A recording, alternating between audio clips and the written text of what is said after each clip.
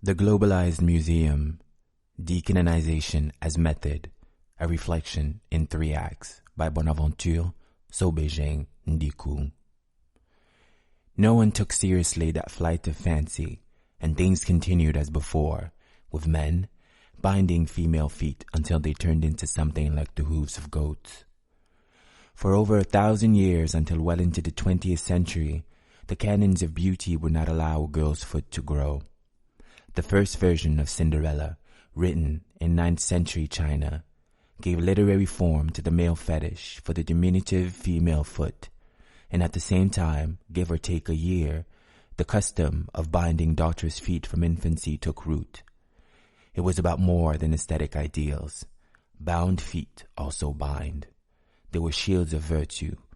Eduardo Galeano, Mirrors, Stories of Almost Everyone, 2009. Every few years, the art world seems to recognize that it has some deficits and shortcomings, that it is not so perfect after all. In an effort to close some of its most evident potholes, efforts are made to integrate other voices within the otherwise very exclusive circles that make up this art world. In the past 40 years or so, the most frequent recurring finding has been that most of our museums, especially in the West, but also beyond, are accommodated and commandeered by white men, dead or alive. Thus, the recurring outcry that we need to do something to change the situation. This something has in the past decades meant various efforts to diversify. At various points, the issue at stake was gender, as museums were forced to notice that women, though a majority on our planet Earth, were a rarity in their institutions. Then came the realization that most of our museums' ideologies were carved around heteronormativity, and the institutions were challenged to consider LGBT communities and discourses as part of their infrastructures. The racial turn was lurking in the air too, as Western museums were made to realize that little space in their collections and programs was allocated to indigenous, black, and other non-white artists in communities of African, Asian, and Latin American backgrounds.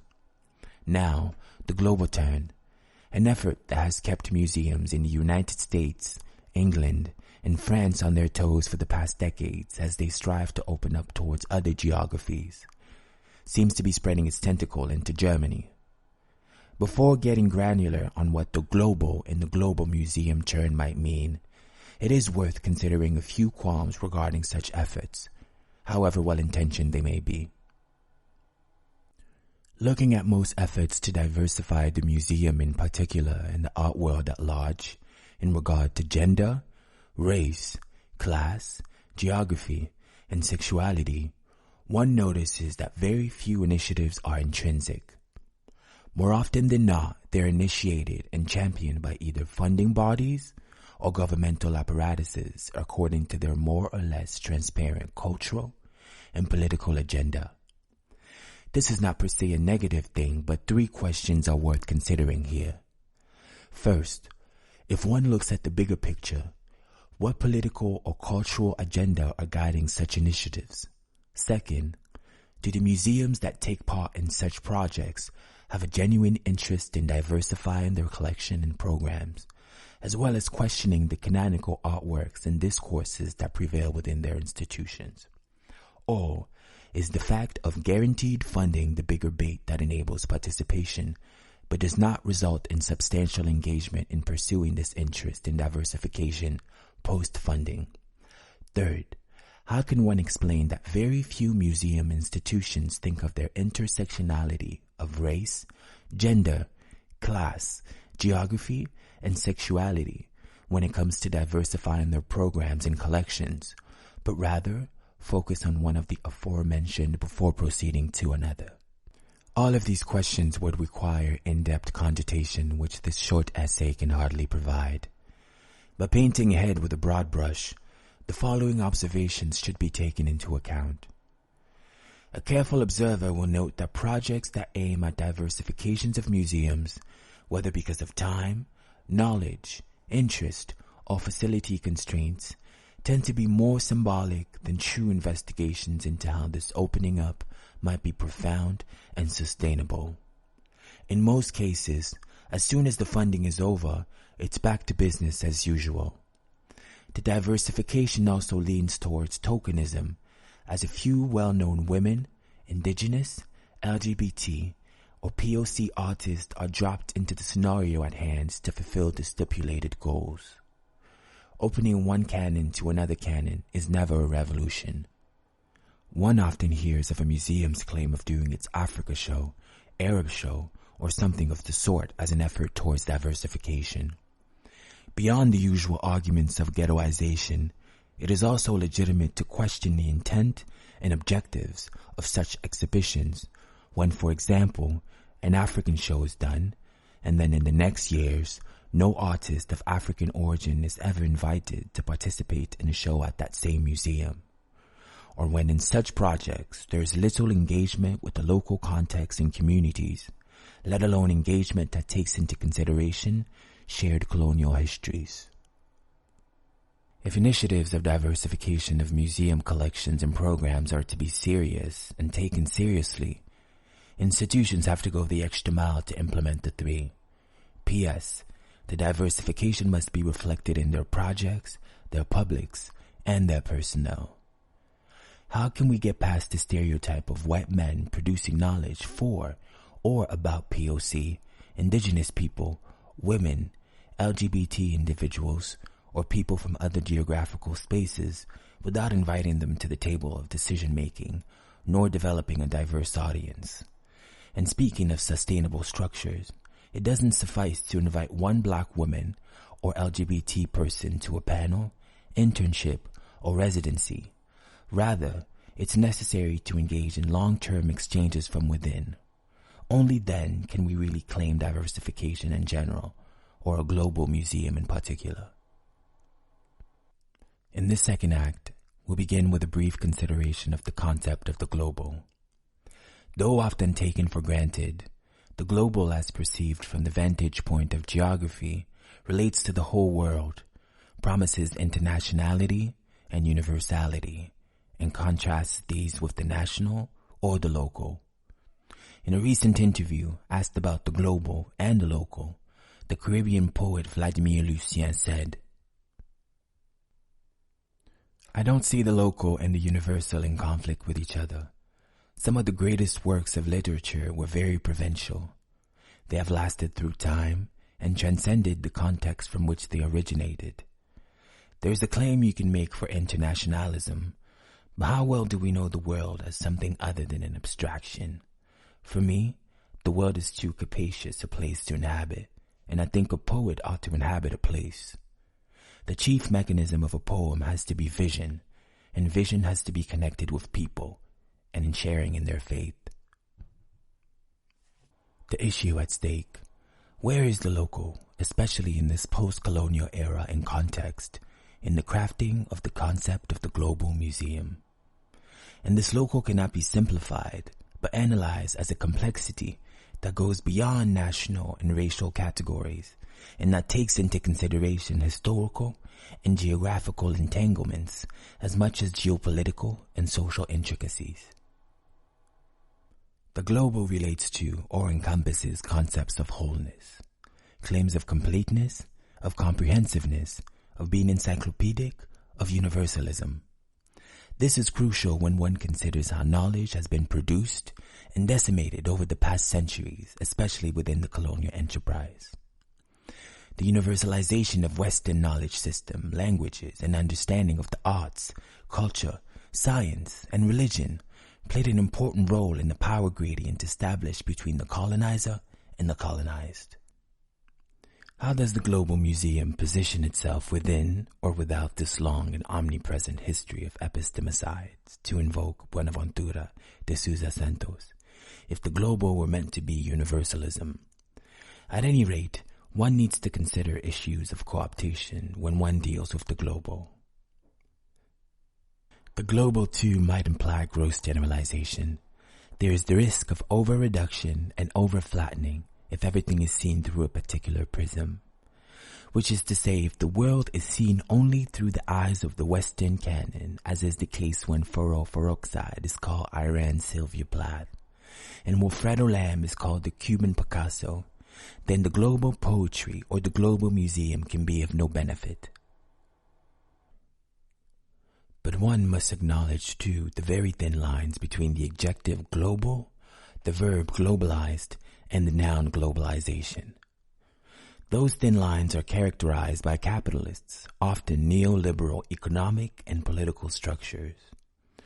The globalized world connects a development that makes international influence and operations possible through often unbalanced relations, and globalization has become synonymous with the processes through which businesses, government, and non-governmental organizations alike strategize, develop, and conquer international markets and the social and political spheres with profound and lasting implications. In fear of small numbers, globalization and its negative sides, Arjan Appadurai proposes that one can hardly reduce globalization to other concepts in history, such as capitalism, imperialism, neocolonialism, modernization, or developmentalism.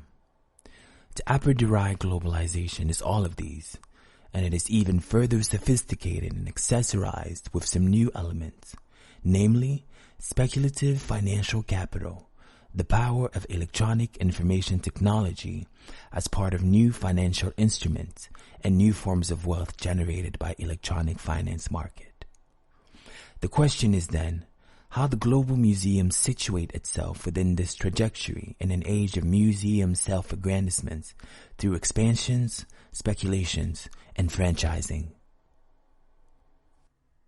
In Museums and Globalization 2005, Saloni Mathur describes the new mega museum that aspires to be always bigger and better than the last, like the Getty Center in Los Angeles, the Guggenheim in Bilbao, or Tate Modern in London. These mega museums that consider themselves global are central urban redevelopments in particular places in the world with their megalomaniacal architectural structures. They're also central in certain cultural propagations as they introduce to their spaces, geographies, historical contexts, a certain canon framed in these institutions of power.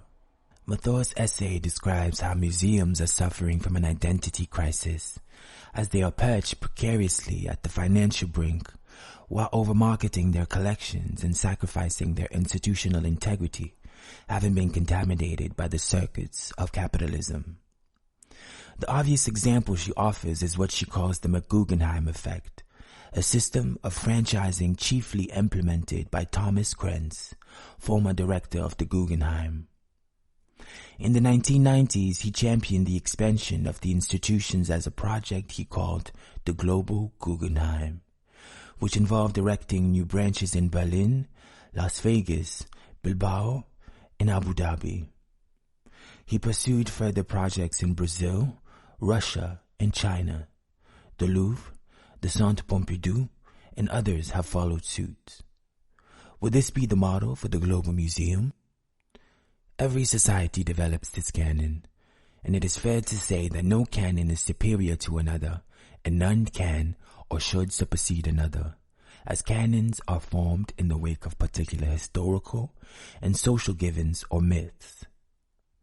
It is also fair to acknowledge that canons, just like history with a capital H, are epistemic, cultural, political, and social power tools whose mechanisms have to be scrutinized and culturally questioned. Does making the museum global just mean a conglomeration of various canons from around the world, and therefore a togetherness and juxtaposition of power structures?